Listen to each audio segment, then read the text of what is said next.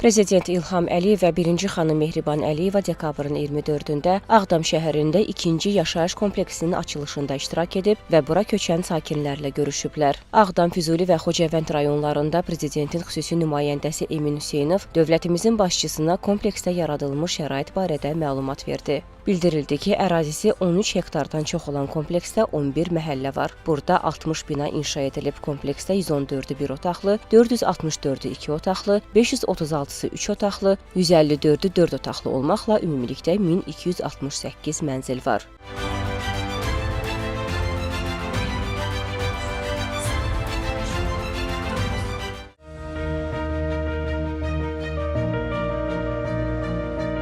Dekabrda bura 104 ailənin köçürülməsi nəzərdə tutulur. 2026-cı ilin yanvar-fevral aylarında isə daha 1164 ailə köçürüləcək.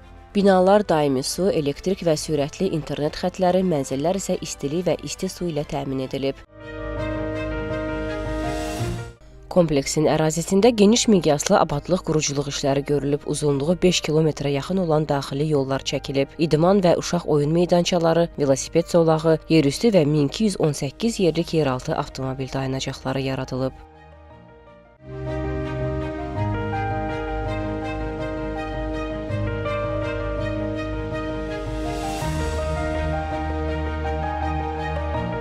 Qeyd edək ki, dövlətimizin başçısı bu kompleksin təməlini 2023-cü ildə qoyub. Prezident İlham Əliyev və birinci xanım Mehriban Əliyeva bu ilin fevralında kompleksdə görülən tikinti işlərinin gedişi ilə tanış olublar.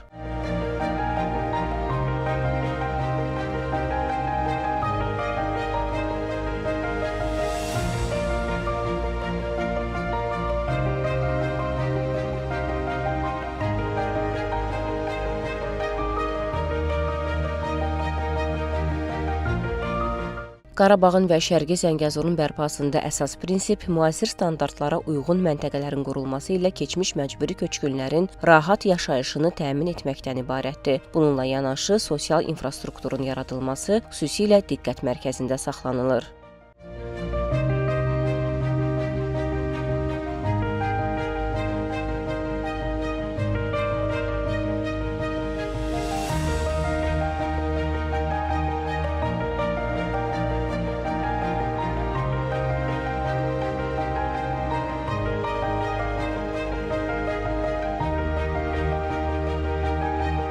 İşğaldan azad edilmiş ərazilərimizdə müasir məktəblər, uşaq bağçaları, tibb müəssisələri tikilir. Məşğulluğun təmin olunması üçün sənaye parkları, müxtəlif istehsal müəssisələri, xidmət sahələri yaradılır.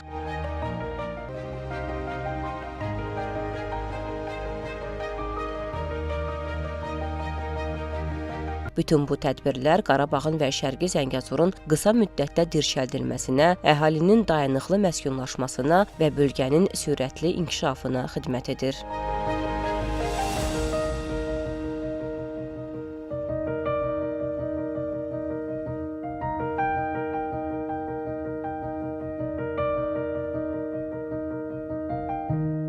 Sonra Prezident İlham Əliyev və birinci xanım Mehriban Əliyeva Ağdam şəhərinə köçən sakinlərlə görüşdülər.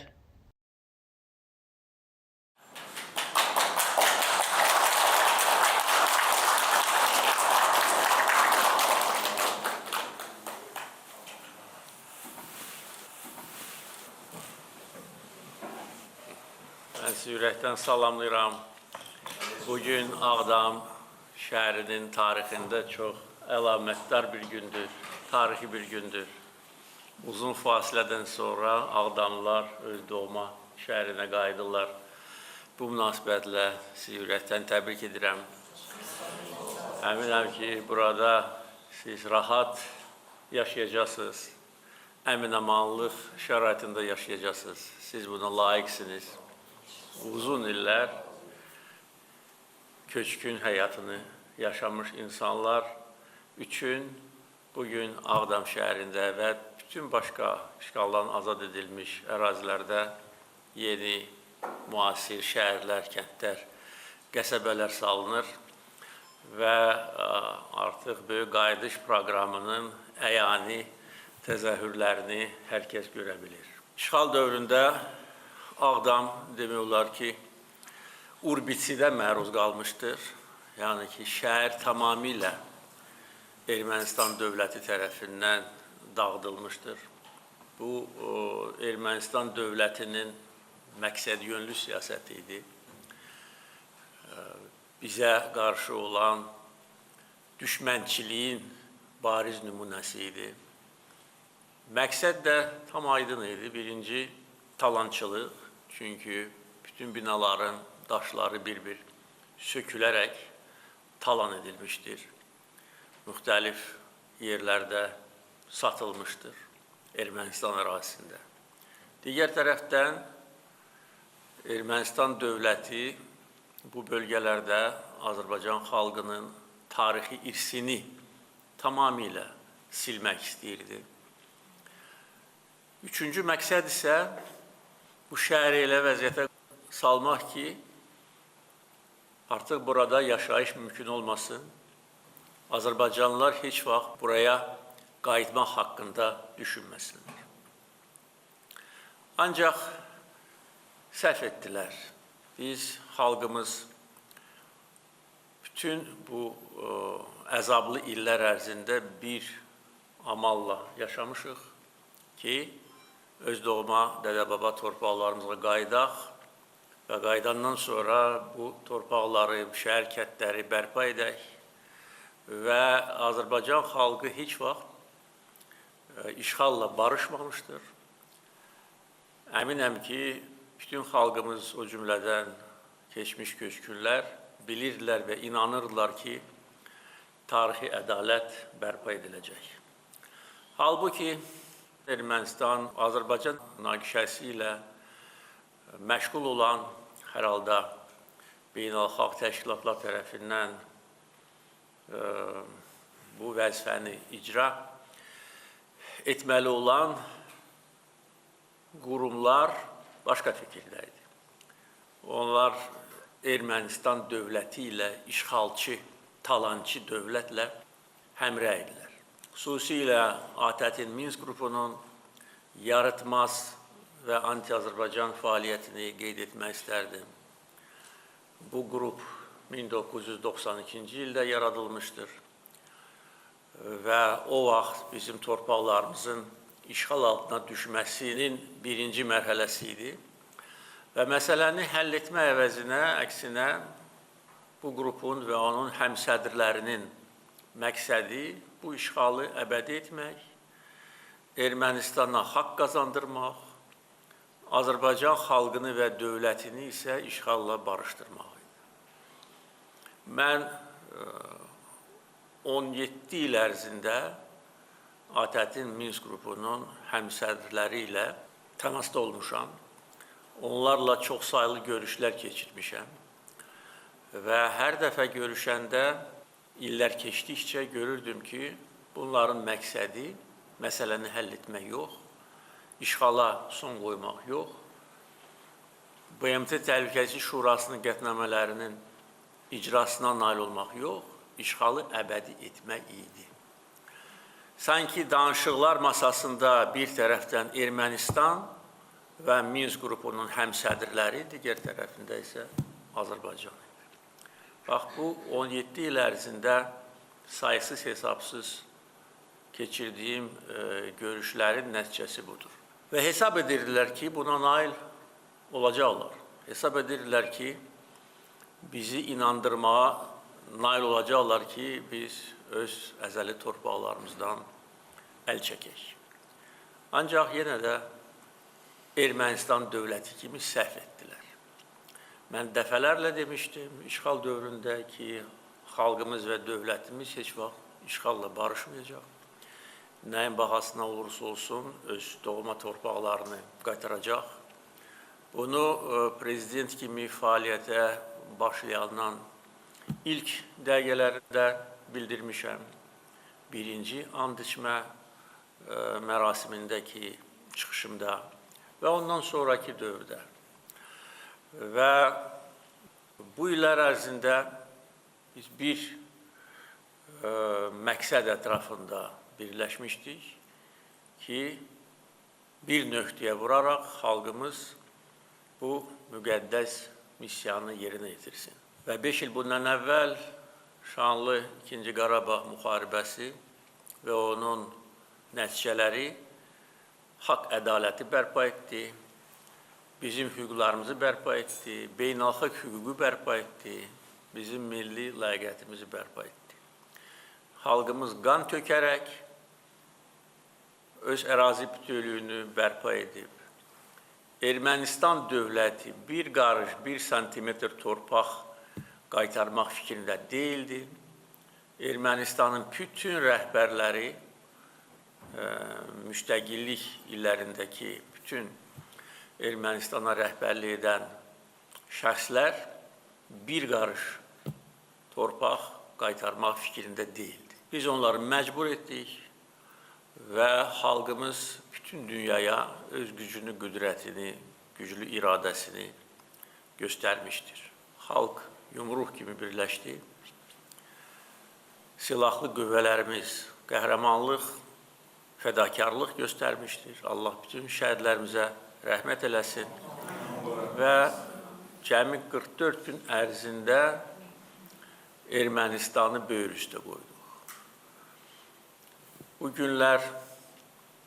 Bugün açdığım Xankəndidəki Zəfər tağının pilləkanlarında da əks olunub.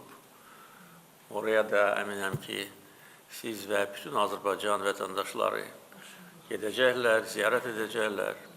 Bugün ölkəmizdə 2-ci Zəfər tağı açılmışdır Bakıdan sonra Xankəndidə və orada pilləkanların üzərində şanlı zəfər yürüyüşümüzün hər günü təsbit edilib.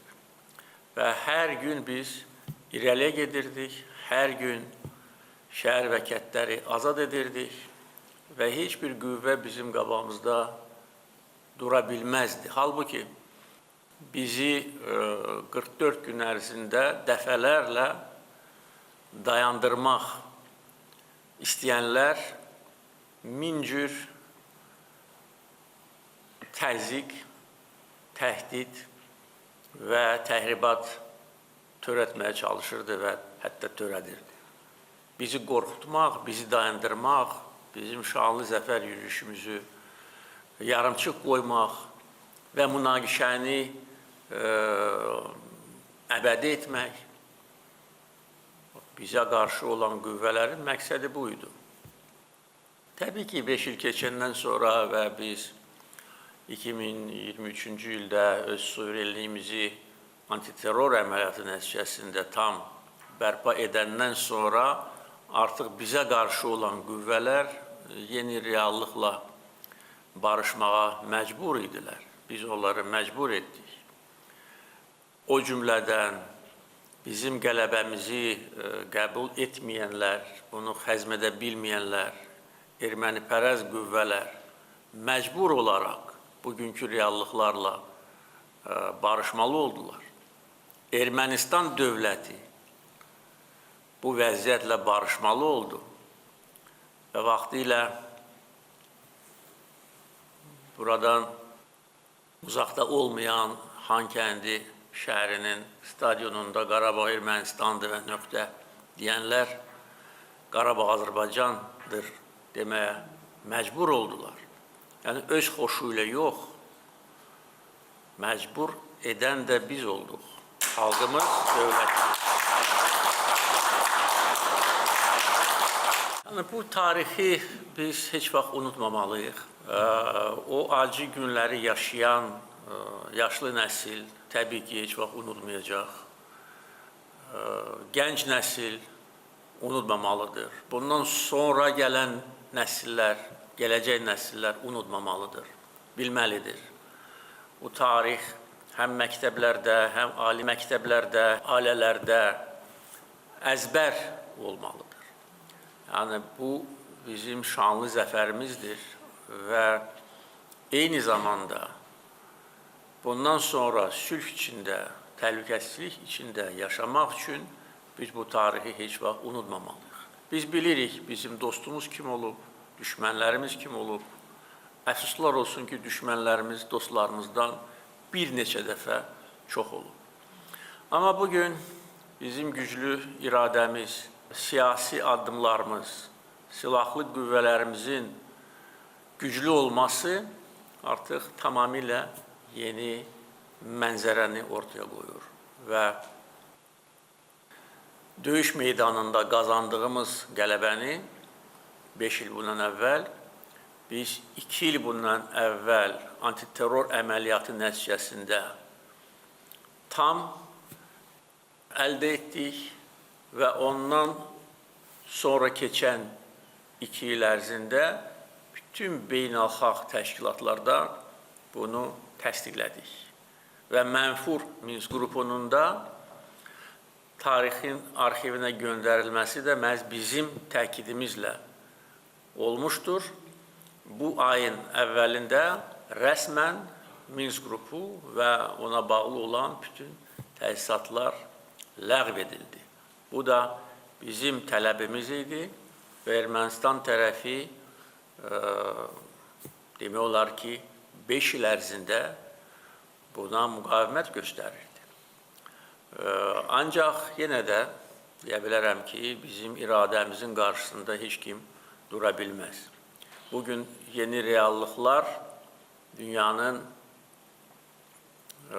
aparıcı ölkəsinin prezidentinin iştirakı ilə avqust ayında təsdiqləndi, mühürləndi.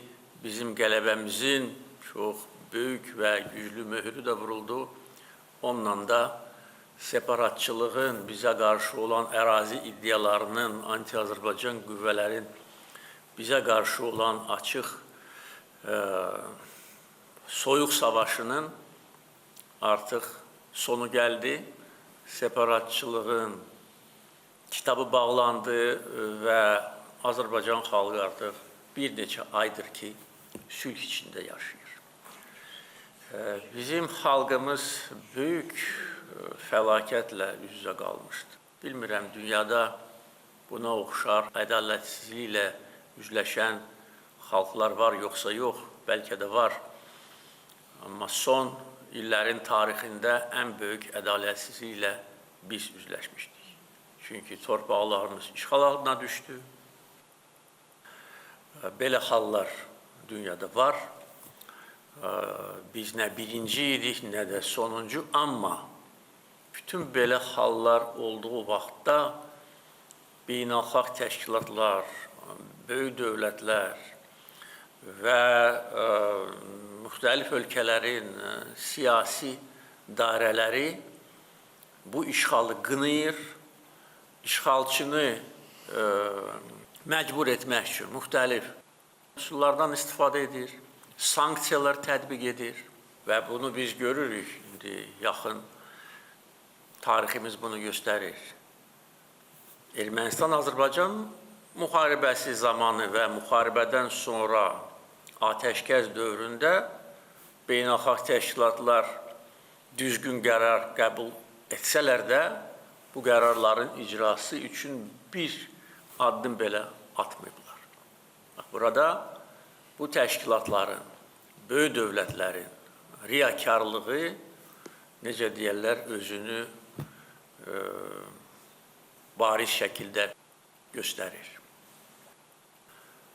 Bizi işğalla barışdırmaq böyük dövlətlərin əsas vəzifəsi idi. Bizim yanımızda olan tək ölkə Türkiyə idi və buna görə biz Türk qardaşlarımıza minnətdarıq. Həm işğal dövründə, həm müharibə dövründə bizə daim siyasi və mənəvi dəstək vermişdir. Müsəlman ölkələri, onlar İslam Əməkdaşlıq Təşkilatı çərçivəsində bizim təkliflərimizə həmişə müsbət reaksiya verərək lazım olan qərar və qətnamələri qəbul etmişlər. Ancaq bütövlükdə götürəndə bizim müharibəmiz və işğal tariximiz bütün başqa buna oxşar hadisələrdən fərqlənir. Çünki yenə də deyirəm, işğalçıya qarşı heç bir sanksiya tətbiq olunmadı. Bugün dünyada müxtəlif yerlərdə müharibələr gedir, toqquşmalar münaqişələr baş alıb gedir. Dərhal ya beynəlxalq təşkilatlar, ya böyük nüfuzlu ölkələr nə edirlər? Sanksiyalar tətbiq edirlər. Və sanksiyaların da əlbəttə ki, böyük təsiri var. Xüsusilə Ermənistan kimi kiçik və zəngin olmayan, demək olar ki, kasıb ölkəyə əgər sanksiyalar tətbiq olunsaydı, əlbəttə ki, Ermənistan işğala son qoyardı. Ancaq nəinki sanksiyalar tətbiq edilməli, əksinə onlara bəziləri pulsuz silahlar verirdi. Özü də 1 milyon dollarlıq yox, milyardlarla dollar dəyərində. Və bizim həm 2-ci Qarabağ müharibəsi, həm antiterror əməliyyatı nəticəsində Ermənistandan qənimət kimi götürdüyümüz və məhv etdiyimiz silahların pul dəyəri hardasa 5-6 milyard dollardır. Bunların bəzi dağılmış nümunələri Bakıda Hərbi Qənimətlər Parkında nümayiş etdirilir. O cümlədən İskəndər M ballistik raket. Hansı ki, Ermənistanda ümumiyyətcə olmamalı idi. Çünki İskəndər M raketi ixraca qadağandır.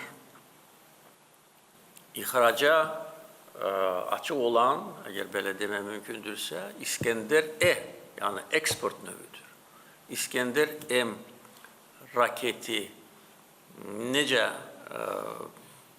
Şuşaya zərbə indirdi, bu elə böyük sualdır. Yəni, pulsuz silah, maliyyə yardımı hər il Amerikada, Fransada marafonlar keçirilirdi. Separatçılar, separatçı liderlər, hansılar ki, bugün Bakıda məhkəmə qarşısında cavab verirlər, oraya vizalar alırdı. Necə ola bilər? Minsk qrupunun həmsədr ölkələrinə separatçılar necə gedə bilərlər? Axı, digər separatist ərazilər var. Onlara Amerikaya yaxud da ki, Fransaya kimsə viza verə bilər. Baxın, bugün nə qədər separatist inzibati ərazi var. Ukrayna ərazisində, Moldova ərazisində, Gürcüstan ərazisində separatçı yuvalar var. Onların rəhbərlərinə Amerika, Fransa, Avropa ölkələri viza verə bilər? Yox. Amma erməni separatçılarına niyə vizalar verilirdi? Yəni, bax, dediyim sözün bir təsdiqi də budur. Onlar telemarafonlar keçirirdi. 100 milyonlarla dollar pul yığırdı. Onlara gizli mənbələrdən də pul ötürülürdü. Bir məqsədlə ki, bu torpaqları əbədi işğal altında saxlasın, Azərbaycan xalqına divan tutsun və bu şəhər və kəndləri daim nəzarət altında saxlasın. Bax, biz görün kimlərlə kəllə-kəlləyə getmişik. Biz 2-ci Qarabağ müharibəsində gör, Ermənistana olan hansı dəstəyin fonunda qələbə qazanmışıq. Yəni, ona görə bütün bunlar, necə deyərlər, həm çatdırılmalıdır düzgün, həm bizim təhsil müəssisələrimizdə dəqiq təqdim edilməlidir. İctimai məkanda, yəni bu unudulmamalıdır. Və biz də heç vaxt unutmamalıyıq. Düzdür, indi Ermənistanla Azərbaycan arasında sülh prosesi gedir. Və sülh prosesinin təşəbbüskarı da biz olmuşuq. Onu da hamı bilir və bilməlidir. Birinci təklifi biz vermişik, sülh müqaviləsinin, mətninin müəllifi də bizik və ora salınan bütün maddələrindən müəllifi də bizik. Ancaq biz işğalı necə unuda bilərik? Şəhidlərimizi necə unuda bilərik? Xocalı qurbanlarını, digər günahsız insanların həlak olmasını necə unuda bilərik? Heç vaxt unuda bilmərik və unutmamalıyıq. Çünki bu tarixi yaddaş həmişə bizim qəlbimizdə olmalıdır. Şəhidlərin əziz xatirəsi həmişə qəlbimizdə yaşamalıdır və heç vaxt şirin sözlərə uymamalıyıq. Bunu mən bir də deyirəm, mən bunu birinci dəfə deyir ki, deyirəm. Ayıq olmalıyıq, daim güclü olmalıyıq. Ona görə biz son 5 ildə ordu potensialımızı böyük dərəcədə gücləndirmişik və keçən ay hərbi paradda bütün dünya bunun bir hissəsini görə bildi. Və əbədi sülhə nail olmaq üçün hər zaman bizim potensial düşmənlərimizdən güclü olmalıyıq bir neçə dəfə. Və bunu təmin edirik və edəcəyik. Bugün Ağdam rayonunda artıq həyat bərpa edilir. 3 kənddə insanlar yaşayır. Mən bu kəndlərin yenidən istifadə verilməsi mərasimlərində iştirak eləmişəm. Kəngərli, Sarcalı, Xıdırlı, orada indi bir neçə min insan yaşayır və bu köç prosesi davam edir. Bugün Ağdam şəhərində artıq insanlar yerləşir və bu yaşayış məhəlləsində 1268 mənzildə Ağdamlılar yerləşir. Daha 2 məhəllədə inşaat işləri gedir. Təkcə bu məhəllədə 60 çox mərtəbəli bina var. Bütün şərait yaradılıb, infrastruktur qurulub və burada rahat yaşamaq üçün bütün imkanlar var. Və təbii ki, Ağdam şəhərinin tam istədiyimiz kimi qurulması zaman tələb edir. Onu da hər kəs yaxşı bilir ki, təkcə Ağdamda deyil, bütün başqa azad edilmiş ərazilərdə geniş miqyaslı quruculuq işləri gedir, böyük qayıdış proqramı uğurla icra edilir. Ağdam rayonunda isə artıq bir neçə önəmli infrastruktur obyekti, mədəni obyekt istismara verilmişdir. Ağdam Sənaye məhəlləsində mən dünən olmuşam, yeni müəssisələrlə tanış olmuşam. 30-dan çox artıq rezident qeydə alınıb. Onların bəziləri fəaliyyətə başlayıb, bəziləri isə yaxın gələcəkdə fəaliyyətə başlayacaq.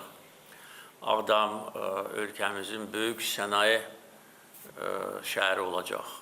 Bakı, Sumqayıt, Gəncədən sonra yəqin ki, 4-cü sənaye mərkəzi olacaq. Burada nəqliyyatla bağlı məsələlər həll olunur. Birinci layihə Bərdə-Ağdam avtomobil yolu olmuşdur. Bərdə-Ağdam dəmir yolu olmuşdur. Dəmir yol vağzalı istismara verilmişdir. Hal-hazırda Ağdam Xankəndi dəmir yolunun inşası ilə biz məşğuluq və vaxtı ilə Ulu Öndər Heydər Əliyevin təşəbbüsü ilə inşa edilmiş, Allah ölənlərə rəhmət eləsin, bu dəmir yolunda biz yenidən qururuq. Ağdam Cümə Məscidi birinci bərpa olunan tarixi dini abidəmizdir. Qiyaslı Məscidi, hansı ki tamamilə dağıdılmışdır və orada da Ağdam Cümə Məscidi kimi Ermənistan dövləti bütün müsəlmanları təhqir etmək üçün heyvan saxlayırdı. O da açıldı. Su varma işləri öz həlini tapır. Xaçınçay su anbarı yenidən quruldu. Digər həm Ağdam üçün, həm də bütün ölkəmiz üçün vacib olan mədəni abidə imarət kompleksidir. O da tamamilə bərpa edildi. Natavanın ermənilər tərəfindən dağıdılmış heykəlinin eynisi qoyuldu. Məktəb istifadə verilmişdir. Çox gözəl, böyük məktəb. Muğam mərkəzi, 2 mehmanxana, yəni o qədər işlər görülüb ki, bəlkə də hansıları da mən unutmuşam. Amma yəni hər şey göz qabağındadır. Bütün bunlar da cəmi 5 il ərzində. Yəni o biz nəyi göstərir? təkcə söhbət ondan getmir ki, biz proqram qəbul eləmişik və təbii ki, nəzarət var və mən də dəfələrlə azad edilmiş ərazilərə gedərkən özüm şəxsən nəzarət edirəm. Söhbət ondan gedir ki, bütün xalqımız böyük həvəslə bu işləri görür. Əgər bax, bu faktor olmasaydı, bu qısa müddət ərzində bu qədər işi biz görə bilməzdik. Məsəl üçün, dünən Xankəndidə Qarabağ Universitetinin yeni korpusunun açılışındaydım. Tamamilə sıfırdan tikilmiş yeni gözəl binadır. Və maraqlanıram ki, burada tədris prosesi necə gedir, tələbələr, müəllimlərin bəziləri xaricdən gəlir dərs verməyə, bəziləri Azərbaycanın müxtəlif yerlərindən və maraqlanıram ki, bəs motivasiya nədir, onları nə cəlb edir? Mənə deyirlər ki, Qarabağ. Qarabağ cəlb edir. Bir daha sizi təbrik edirəm. Can sağlığı.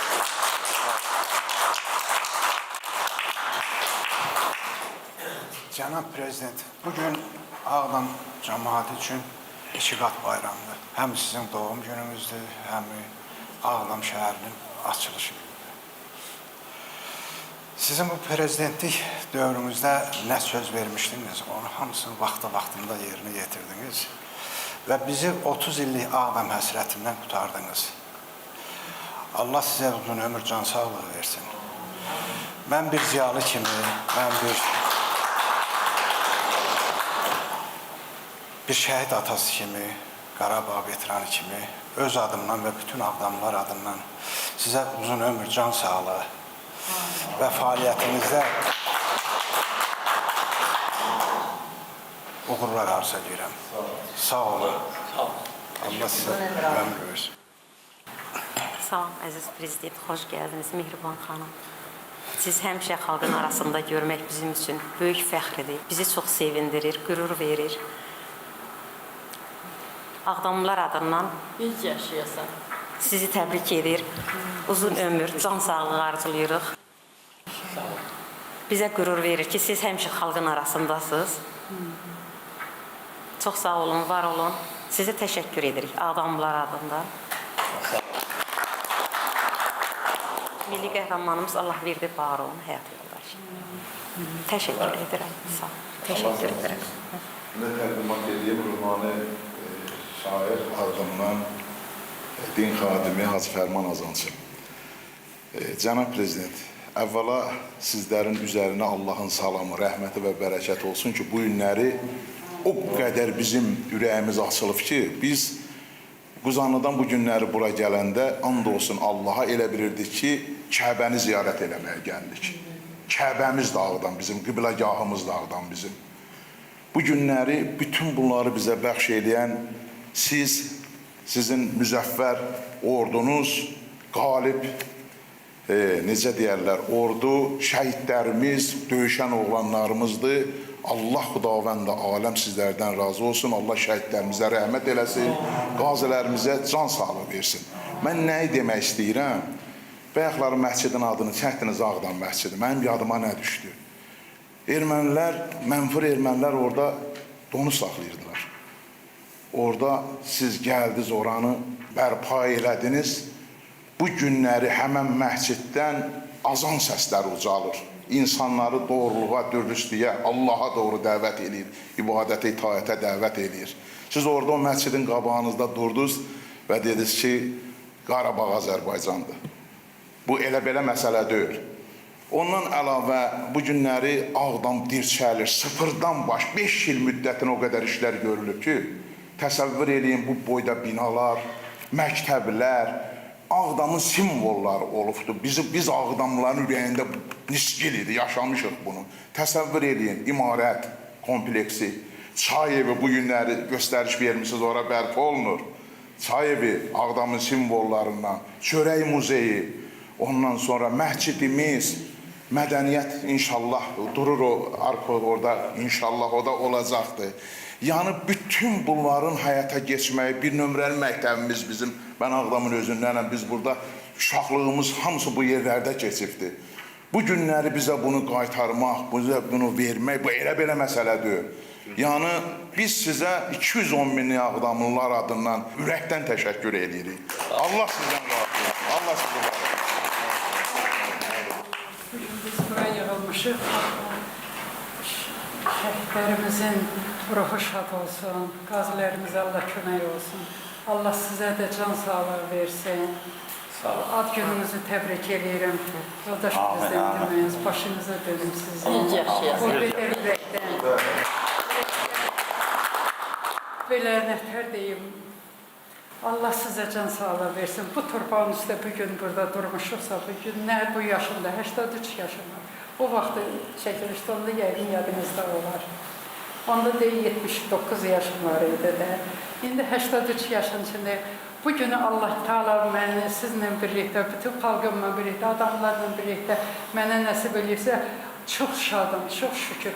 O haçar bir tək evin haçarı deyil. O torpağımızın açarıdır, qızıl açardır. Çox şadım. Allah sizi var eləsin. Canınız sağ olsun. O vaxt o arzuladım ki, Allah Teala, mən sizdən möhlət istəyirəm, ömrü istəmirəm. Gedim, bax, onlara təşəkkürümü bildirim, Mehriban xanıma sizə.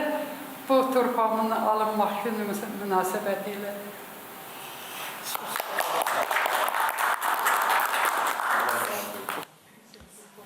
Cənab Prezident, 24 dekabr bugün sizin ad gününüzdür. Öz ad gününüzü bugünə salmışsınız. Biz sizi ürəkdən təbrik edirik. Gözəl bir alqış inşallah gəlsin. Həqiqətən gözəl bir gün. Allah razı olsun sizlərdən. Bəli. Sağ olun. Çox hörmətli prezidentimiz, Ali Başkomandanımız İlham Əliyev, çox hörmətli Azərbaycanın birinci xanımı, vitse-prezidentimiz Mehriban xanım. Çox xoş gəlmişsiniz, gələn qədəmləriniz mübarək olsun, sağlam olasınız, gümrah olasınız. Ağdam torpağına 32 ildir həsrət edik. Hər dəfə sizinlə görüşdə deydim, Marif, arxain ol. Mən sizi o torpaqları işğaldan azad edib sizi ora aparacağım. Həqiqətən də elə hiylə də oldu. Şəxsən mənim və bütün Ağdamlıların o qədər yüksək səviyyədə bugün sevinci var ki, bilmir ki, nədən başlasın, nədən qutarsın. Yəni, bugün əsasən sizin doğum gününüzdür. Mən hər ikinizi, sizin evlatlarınızı təbrik edirəm. Sizə 24 dekabrda doğulduğunuz gün münasibəti ilə sağlam günlər arzulayıram, uğurlar arzulayıram. Sənə can sağlığı arzu edirəm. Allah səni qorusun. Bir də bir şeyi demək istəyirəm ki, Cənab Prezident, uzun illərin təcrübəsində görmüşəm ki, ilahi qüvvənin yaratdığı bəndə hansı ki xeyirxah işlərlə məşğul olur, hansı ki körpüsü olmayan yollara körpü salır, yolu olmayan yerlərə yol çəkir, işığı olmayan şəhərə işıq salır, evi olmayan sahip adamlara hamısına ev tikir, yardım edir, kömək edir, su çəkir. Bunların hamısı hər ikinizdə var. Həm Azərbaycanın birinci xanımı Mehriban xanımda, həm də Prezident İlham Əliyevdə var.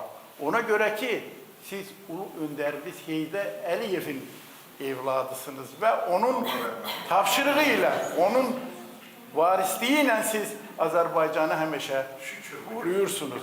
Biz bunu sevinirik, şad oluruq. Ulu öndərin vəsiyyətlərinin hamısını mən diqqətlə izləyirəm, onun hamısını əməl edirsiniz. O deyirdi ki, sizə tapşırırdı ki, siz Azərbaycanın işğal olunmuş 20% torpağını bərpa eləməlisiniz. Sərhədləri düzgün qoymalısınız. İşğal olunmuş kəndləri, işğal olunmuş şəhərləri, işğal olunmuş yerlərin hamısını işğaldan azad etməklə yanaşı yeni kənd, yeni şəhər, yeni qəsəbə salmalısınız. Bunların hamısını eləyirsiniz. Cənab Prezident, Allah sizi qorusun. Mən bir ağsaqqal kimi 81 yaşım var. Mən bunu deyirəm, ilahi qüvvə var. Size hiçbir kuvvenin gücü çatmaz.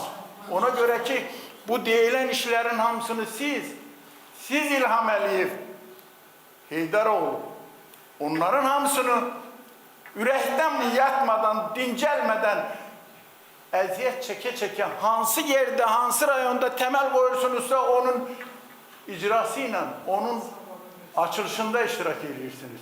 Buna vaxt lazımdır, buna sağlamlıq lazımdır. Allah sizə sağlamlıq versin. Eləcə də Mehriban xanıma Allah sağlamlıq versin, Allah sizi qorusun.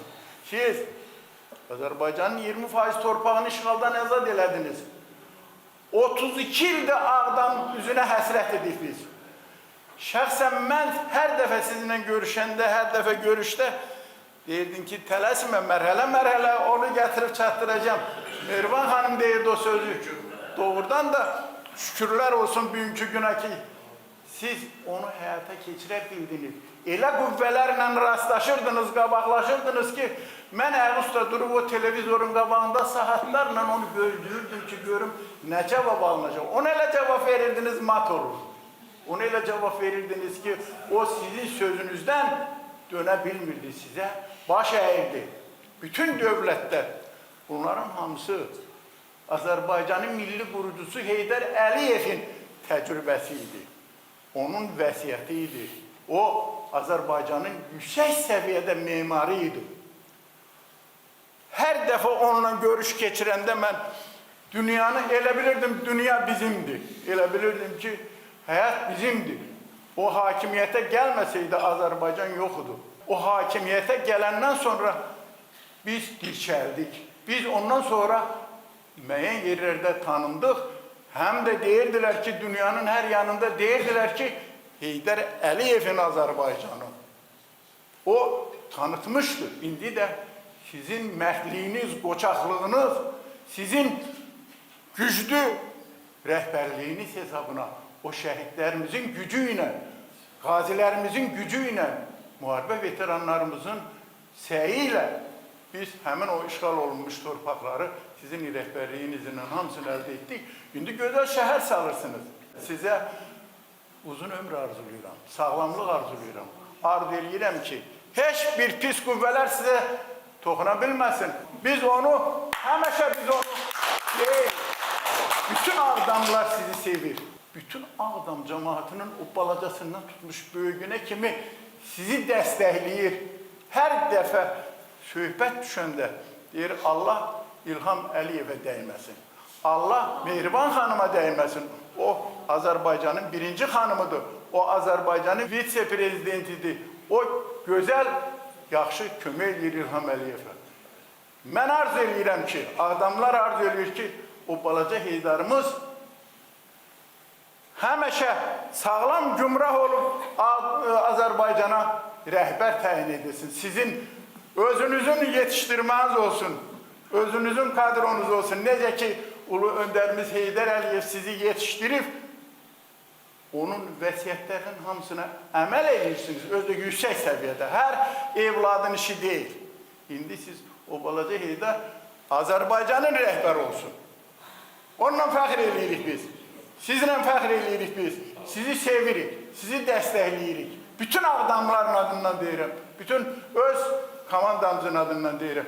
Qarabağ atlarını mən ermənilərdən çox cəsarətlə aldım. O zaman aldım ki, 92-ci ilin fevral ayının 26-sı idi. 366-cı halayın gücü ilə Xocalıya hücum elədilər. Hücum eləyəndə Xocalını çox pis günə saldılar. Orada mənim 15 nəfər yaxın qohumum şəhid oldu. 5 nəfər yaxın qohumum əsir düşdü. Bu ərəfədə onlar Qarabağ atını da özəlləşdirmək istəyirdilər, özününkiləşdirmək istəyirdilər. Onu əldə eləyə bilmədilər. Biz mərdliyi ilə, qoçaqlıqla o atları gətirdik. İndiki bu Quzanlı kəndinin üç oğlanda toyuq verması vardı. Yığdıq orada saxladıq. Sonra da onu götürdüm, öz gücümlə apardım Bakıya çıxardım. Sonra 2014-cü ildə siz Ağdamda görüşdə köçkün şəhərciklərinin açılışında iştirak edəndə sizə çatdırdıq ki, Bəs Qarabağ atının vəziyyəti yaxşı deyil. Çox sağ olun, minnətdarım. Ağdamın milli simvoluydu. Ağdam üçün böyük bir hörmət elədiniz. Qarabağ atının, Mehriban xanım ona kitap yazdırdı xarici dildə. Bütün dünyanın hər yanına yaydı. Siz ona böyük kompleks dikdirdiniz. Bir Quzanlı kimi bir şəhər salmışsınız orada. Quzanlı qəsəbəsi kimi böyük bir şəhər salmışsınız. Ağdam cemaati size ömrü boyu minnettardı ki Qarabağ atını Ulu Önderimiz Heydər Əliyevin tapşırığıyla regionların iqtisadi inkişaf dövlət proqramına İlham Əliyev saldı. Şimdi orada sizin hesabınıza, bak o hanımın hesabına Qarabağ atı inkişafdadır, özü yüksek səviyyədə. Bizim məscidimizi, Ağdam məscidini, o qoşa minarəni, Cuma məscidini ermənilər məhv eləmişdi. Mən çox xırdalamıram. Onu siz yenidən bərpa elədiniz. Bizim Ağdamın ürəyindən keçən işləri elədiniz. Muğam evini yarattınız. Muğam evi bizim Ağdam üçün en lazımlı bir yer. Hem Muğam evi, hem Qarabağ atı, hem de ki o başka işlerin hamısını siz yüksek seviyede gördünüz. Allah sizin köməyinizdə olsun. Siz yaxşı ailənin, gözəl ailənin, Ulu Önderimiz Heydər Əliyevin düzgün, gözəl, cəsarətli bir oğlusunuz. Onun vəsiyyətlərini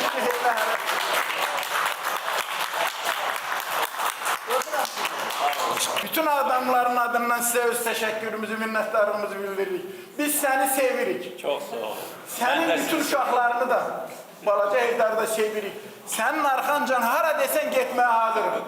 Ne desen eləməyə hazırım. Siz ki o qatarı gətirib Ağdama çıxartmışsınız. Ağdamda müəyyən şəraitləri yaradırsınız. Geyim planını, o geyim planından benim məlumatım var. Planını. Allah size ömür versin. Allah'tan arz edirəm ki, ilahi qüvvə sənə sağlam ömür versin, yoldaşına sağlam ömür versin, balalara sağlam ömür versin. Açarların təqdim edilmə mərasiminə başlayaq. Dəvət olunur Qurbanova Tamam Həsən qızı.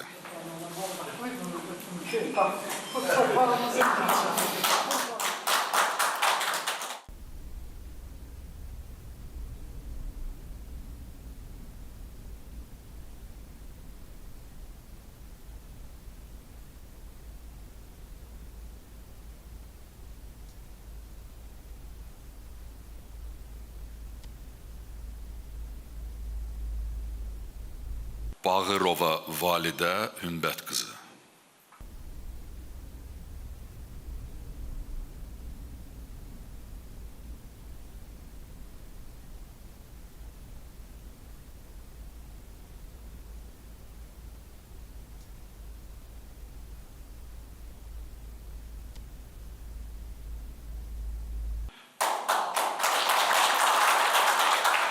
Hüseynov Marif Məmmədoğlu.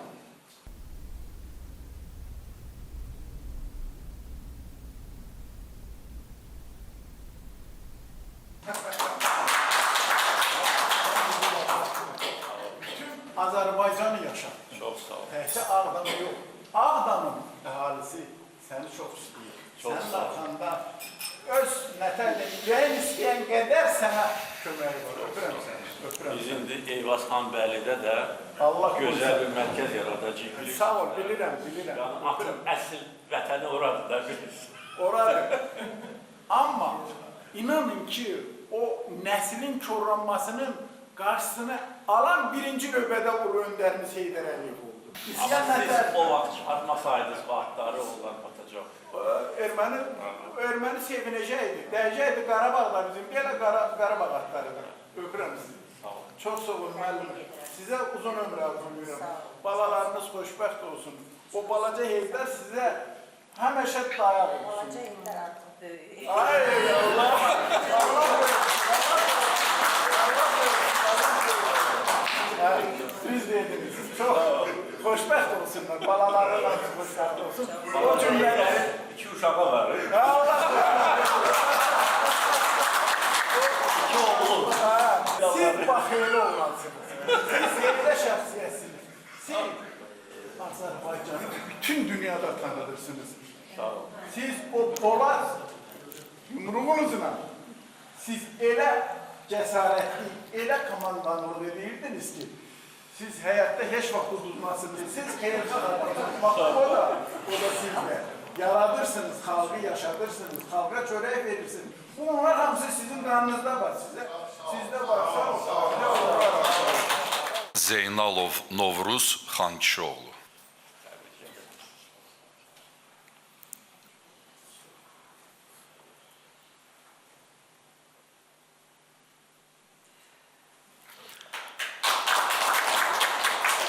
Xudiyev Nizami Mustafaoğlu.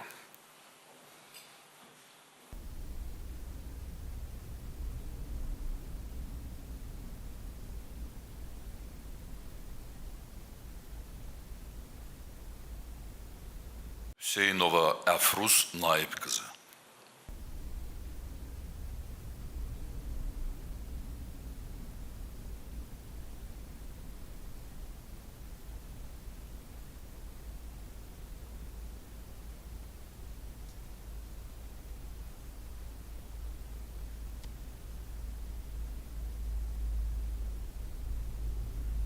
Məmmədova Emeliya Ələddin qızı.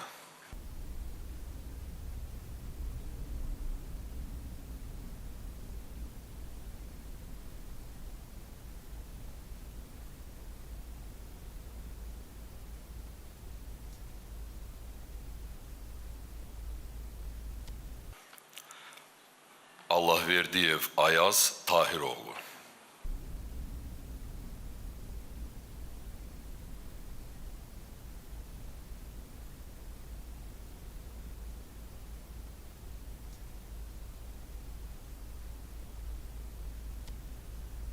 Əliyev Ucal Habiloğlu.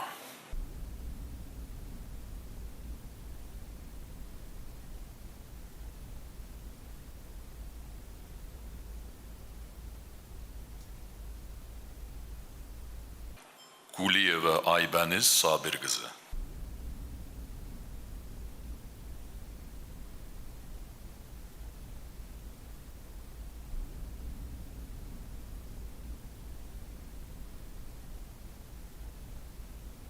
Məmmədova Solman Osman qızı.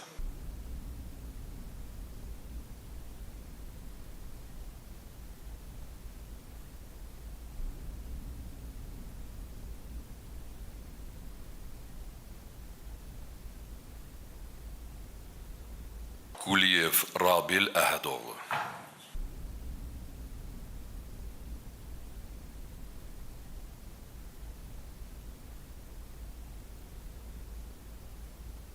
Atakişiyeva Afak Əmir qızı.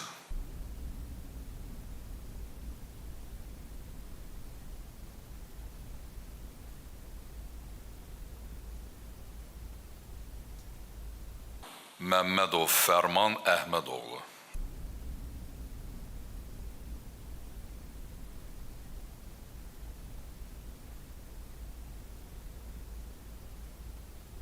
Şirinova Mənsumə Nazim qızı.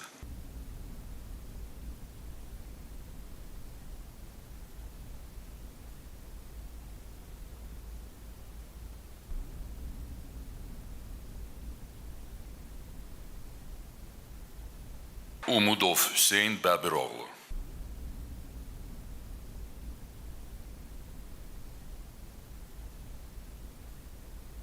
İsmailov İsmail Ələskəroğlu.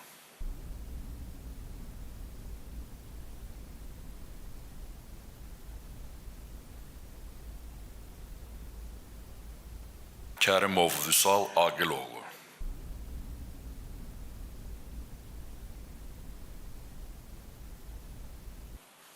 Məmmədov Üzeyir Tahiroğlu.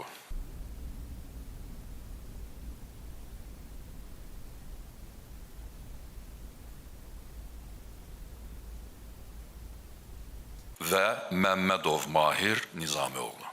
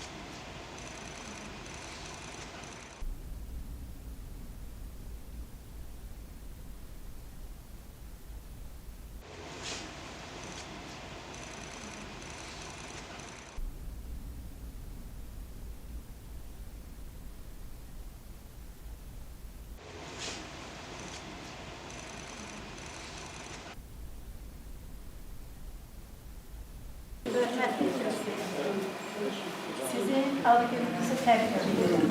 Allah sizə uzun ömür, can sağlığı versin. Allah Teala sizi devletimizin, milletimizin üzerinden eksik etmesin. Eksik olmayasınız. Siz bu günleri bize 30 illik həsrətin sevincini yaşattınız.